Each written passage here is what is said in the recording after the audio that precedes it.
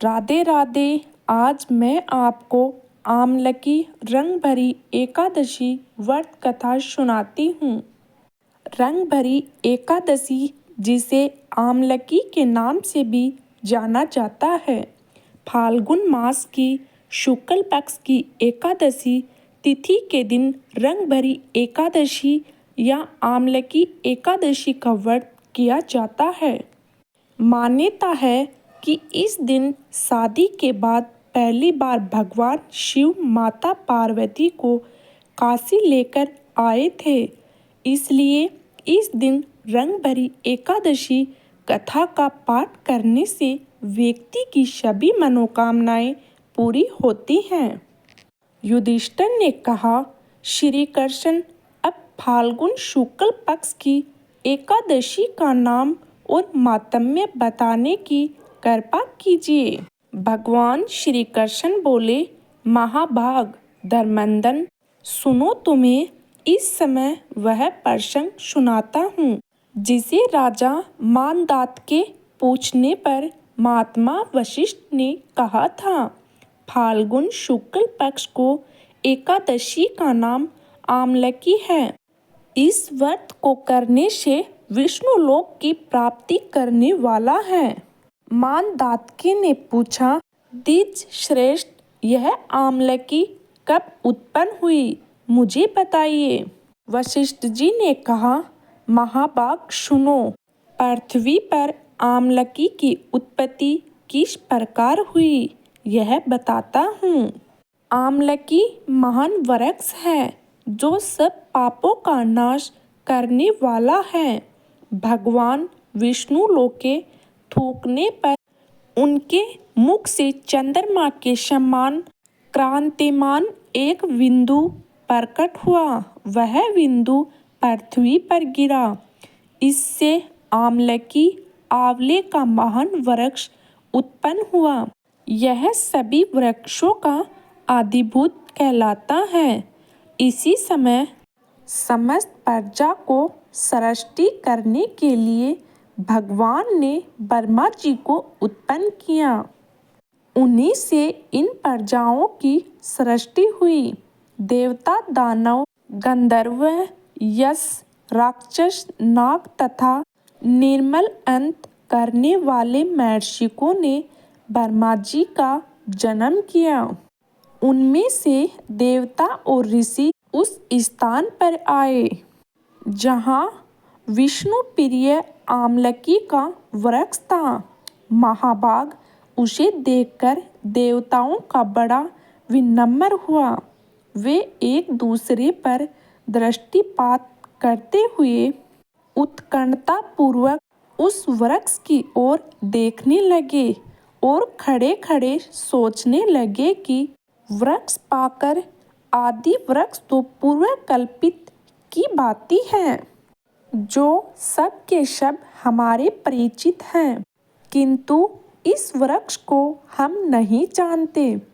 उन्हें इस प्रकार चिंता करते देखा आकाशवाणी हुई, महर्षियों, यह सर्वश्रेष्ठ आमलकी का वृक्ष है जो विष्णु को प्रिय है। इसके स्मरण मात्र से गोदानक फल मिलता है। स्पर्श करने से इससे दुगना और फल भक्षण करने से तिगुना पुण्य प्राप्त होता है। इसलिए सदा प्रयत्न पूर्वक आमलकी का सेवन करना चाहिए। यह सब पापों को हरने वाला विष्णु वृक्ष बताया गया है। इसके मूल्यांकन में विष्णु, उसके ऊपर ब्रह्मा, स्कंद में परमेश्वर भगवान रुद्र, शास्त्रों में मुनि, टहनियों में देवता, पत्तों में वसु, फूलों में मरुदगण तथा फलों में समस्त प्रजाति वास करती है। आमलकी सर्वश्रेष्ठ बताई गई है, अतः विष्णु भक्त पुरुषोत्तम के लिए यह परम पूज्य है। ऋषि बोले, हम लोग आपको क्या समझें, आप कौन हैं, देवता हैं या कोई और? हमें ठीक ठीक बताइए। आकाशवाणी हुई जो संपूर्ण भूत के कर्ता और समस्त भगवानों में श्रेष्ठ हैं, जिन्हें वरदान पुरुषोत्तम भी कठिनता से देख पाते हैं, वही सनातन में विष्णु हूँ। देवादिदेव भगवान विष्णु का कथन सुनकर उन ब्रह्मा कुमार महर्षियों ने नेत्र आश्चर्य से चकित हो उठे। उन्हें बड़ा विस्मय हुआ।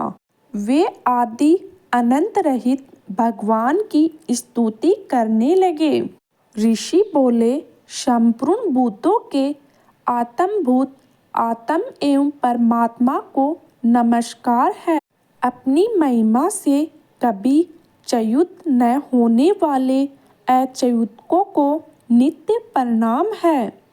अनंत रहित परमेश्वर को बार बार प्रणाम है।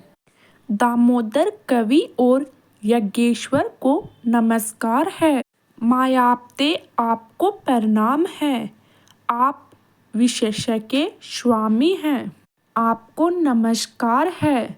ऋषियों के इस प्रकार स्तुति करने पर भगवान श्री हरि संतुष्ट हुए और बोले, महर्षियों, तुम्हें कौन सा वरदान दूं? ऋषि बोले, भगवान, यदि आप संतुष्ट हैं, हम लोगों के हित के लिए कोई ऐसा व्रत बताइए जो सर्वज्ञ और मोक्ष रूपी फल को प्रदान करने वाला हो। श्री विष्णु बोले, महर्षियों, फाल्गुन शुक्ल पक्ष में यदि पुष्य नक्षत्र से युक्त द्वादशी हो तो वह महान पुण्य देने वाली और बड़े बड़े पापों को नाश करने वाली होती है। द्विजवरों, उसमें जो विशेष कर्तव्य है उनको सुनो। आंवले की एकादशी में आंवले के वृक्ष के पास जाकर वहां रात्रि में जागरण करना चाहिए। इससे मनुष्य सब पापों से छूट जाता है और सहस्त्र गोदानों का फल प्राप्त करता है। मित्रगण, यह व्रतों में उत्तम व्रत है जिससे मैंने तुम लोगों को बताया है। ऋषि बोले, भगवान, इस व्रत की विधि बतलाइए। यह कैसे पूर्ण होता है? इसके देवता नमस्कार हो। मंत्र कौन से बताए गए हैं? उस समय स्नान और दान कैसे किया जाता है? पूजन की कौन सी विधि है तथा उसके लिए मंत्र क्या है? इन सब बातों का यथार्थ रूप से वर्णन कीजिए। भगवान विष्णु ने कहा, द्विजवरों, इस व्रत की उत्तम विधि है जिसको श्रवण करो। एकादशी को प्रातःकाल स्नान करके यह संकल्प ले कि हे पुंडरीकाक्ष, हे अच्युत, मैं एकादशी को निराहार रहकर दूसरे दिन भोजन करूँगा। आप मुझे शरण में रखें। ऐसा नियम लेने के बाद अपतित, चोर, पाखंडी, दुराचारी, मर्यादा भंग करने वाले तथा गुरु पत्नीगामी मनुष्यों से वार्तालाप करें। अपने मन को वश में रखते हुए नदी में, पोखर में, कुएं तथा घर में ही स्नान करें। स्नान से पहले शरीर में मिट्टी लगाएं। मृत्तिका लगाने का मंत्र अश्विकान्ते रथकान्ते विष्णुकान्ते वसुंधरे।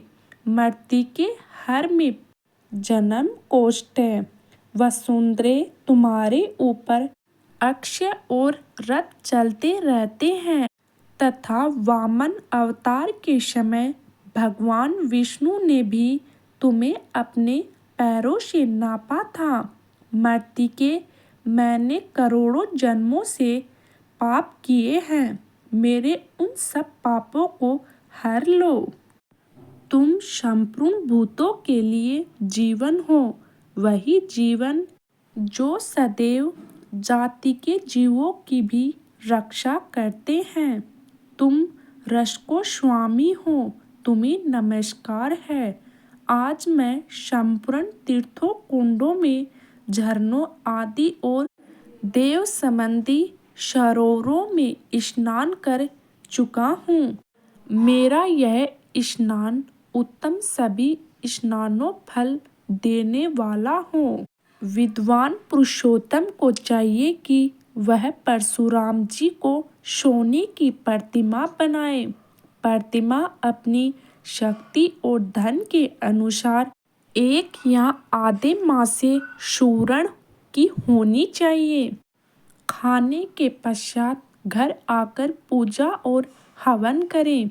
इसके बाद सब प्रकार की सामग्री लेके आंवले के वृक्ष के पास जाएं।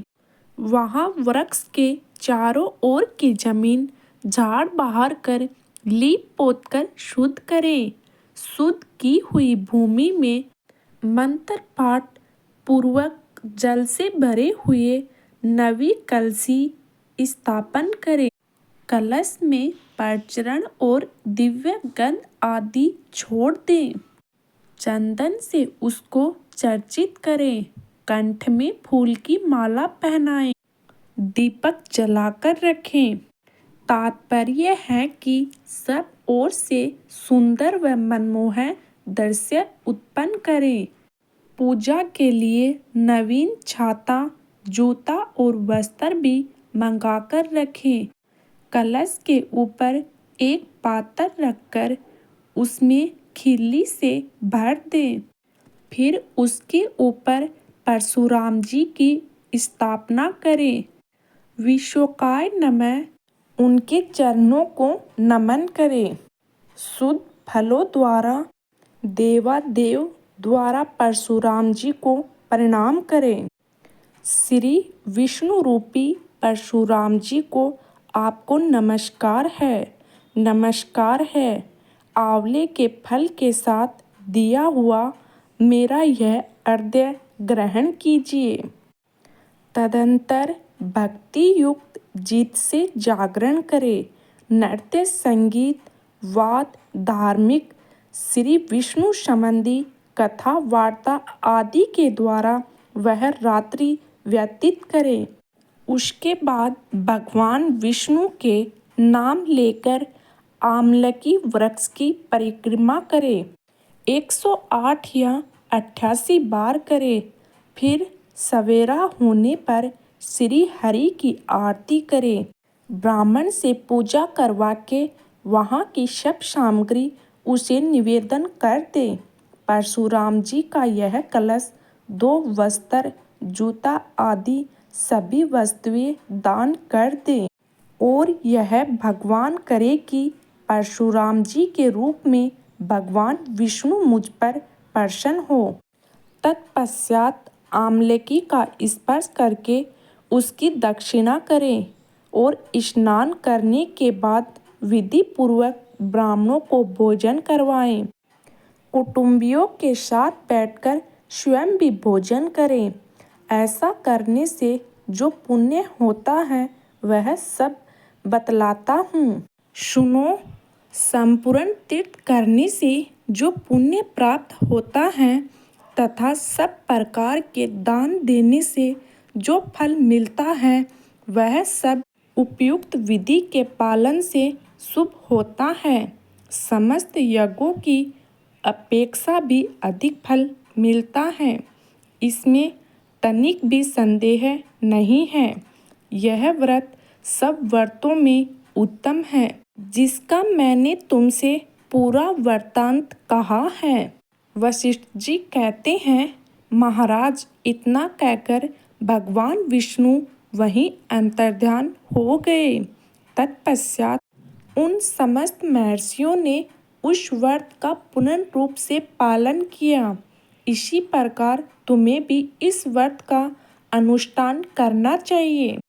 भगवान श्री कृष्ण कहते हैं, युधिष्ठिर, यह व्रत मनुष्य को सब पापों से मुक्ति कराने वाला है।